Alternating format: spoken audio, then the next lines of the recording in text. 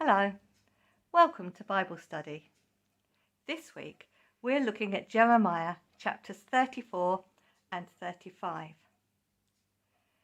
The two stories in these chapters happened at different times, but they've been placed together to make a point.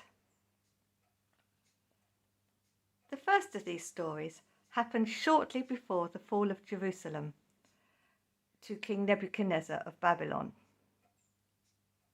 King Zedekiah and the wealthy people of Jerusalem had made some of the poor people into slaves. When people couldn't pay their debts, they would be forced to work as slaves. However, God had given the nation a law saying that all slaves must be released after 7 years. The wealthy and the powerful people ignored that law.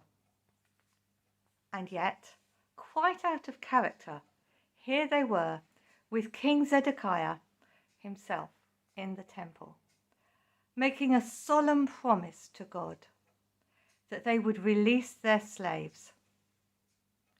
We don't really know what their motivation was, but the slaves were set free and shortly afterwards taken back into slavery. The slave owners didn't want to keep their promise when it cost them. The king didn't value his promise enough to enforce the law. They saw these people as slaves, but God talks about them as your brothers, your neighbours. To God we are all equally loved and equally precious. So it's important to him that we care for people when they need a helping hand. This story of promise breakers is contrasted with the promise keepers in the next chapter. So the second story we are looking at today happened about 10 years earlier. The Rechabites lived an alternative lifestyle. They were an extended family, a group of travelling metalworkers.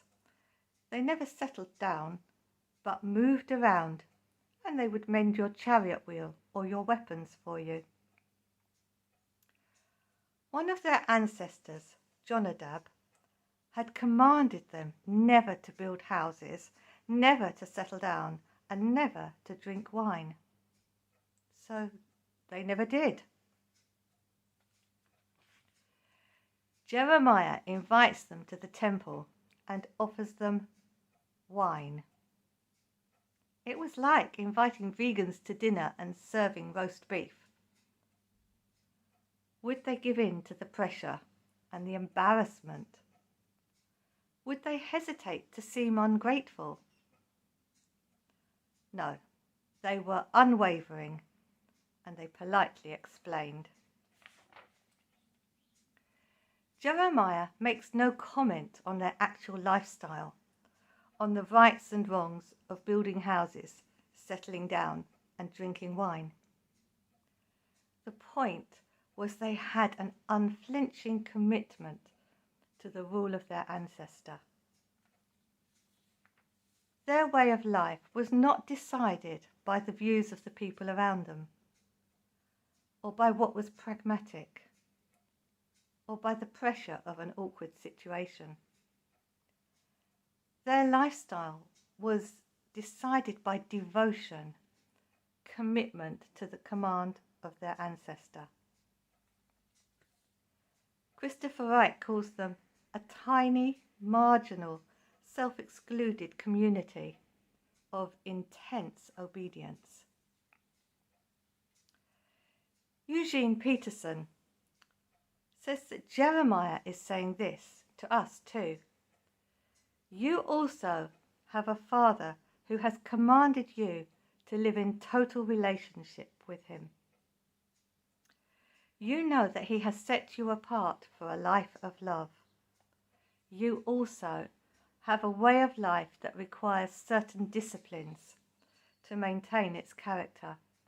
The disciplines involve you in making decisions, specific decisions about the way you live, regular worship, faithful prayer, giving and caring for the poor, and the pursuit of righteousness.